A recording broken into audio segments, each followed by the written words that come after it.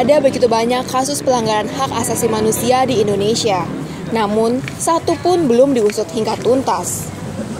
Saat pelaku melempar tanggung jawab dan berlindung di balik kekebalan hukum, ketika masyarakat bahkan lupa bahwa jerit tangis para korban belum dijawab keadilan, ada orang-orang yang menolak lupa.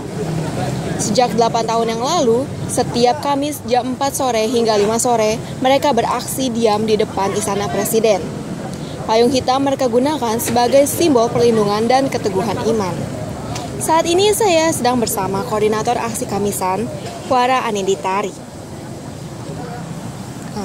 Mengapa rela berjuang menuntut kepedulian pemerintah? Oke. Negara memiliki tanggung jawab untuk memberikan hak atas keadilan, kebenaran, dan pemulihan bagi korban. Itu adalah ketiga hak yang kita perjuangkan dalam Aksi Kamisan. Aksi Kamisan tidak hanya berisi para korban, tetapi juga para simpatisan yang peduli pada kemanusiaan. Ketiga hak inilah yang seharusnya negara berikan, namun sama sekali hingga hari ini, 17 tahun lamanya, negara sama sekali tidak memberikan hak tersebut kepada para korban. Seperti itu. Bagaimana respons pemerintah dan masyarakat dari dulu hingga saat ini? Oke. Respon terhadap Aksi Kamisan di masyarakat cukup baik. Hal ini ditunjukkan dari keikutsertaan anak muda, keikutsertaan juga akademisi dan para tokoh lainnya dalam Aksi Kamisan. Walaupun tidak secara rutin, tapi mereka memberikan dukungan baik moral maupun bahkan dukungan-dukungan lainnya.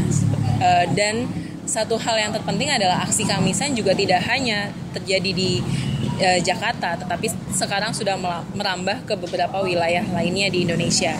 Itu satu dari masyarakat. Namun hal sebaliknya ditunjukkan oleh pemerintah ketika negara sama sekali tidak merespon konsistensi dari korban itu untuk berjuang.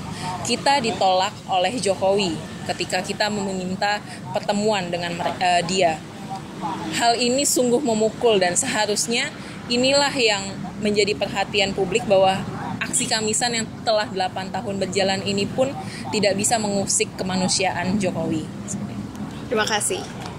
Ya, mereka memilih diam dan berdiri untuk menunjukkan bahwa korban pelanggaran hak asasi manusia dan keluarganya punya hak sebagai manusia, hak sebagai warga negara Indonesia. Ada pepatah, bangsa yang besar adalah bangsa yang berani mempertanggungjawabkan perbuatannya. Kini, sudahkah Indonesia menjadi bangsa yang besar? Dari Jakarta, Jennifer Sidarta melaporkan.